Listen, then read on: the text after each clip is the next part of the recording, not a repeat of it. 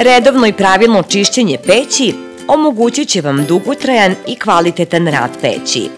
Pre nego što započnete sa čišćenjem, obavezno isključite peć iz struje i vodite računa da su peći pepeo ohlađeni.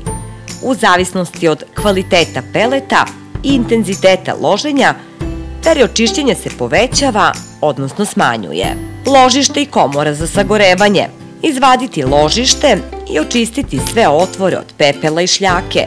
Kao posledica sagorevanja nekvalitetnog peleta mogu se javiti čvrste naslage koje mogu predstavljati problem u sagorevanju.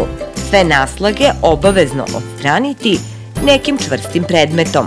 Obratiti pažnju na zaptivnu traku da slučajno nije odlepljena. Usisivačem usisajte pepeo iz komore za sagorevanje. Ložište vratiti nazad i pažljivo postavite na svoje mesto. Čišćenje je svakodnevno.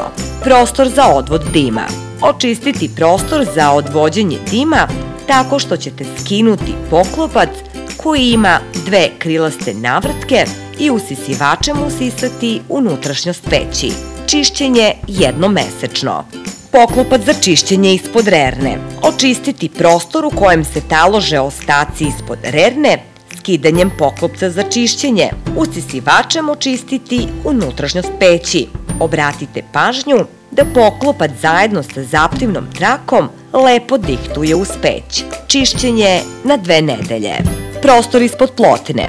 Očistiti prostor uklanjanjem 3 ploče sa ravni peći za pečenje, usisivačem očistiti unutrašnjost peći. Čišćenje jednom nedeljno. Posuda za pepeo. Posuda za pepeo mora da se čisti svaki dan.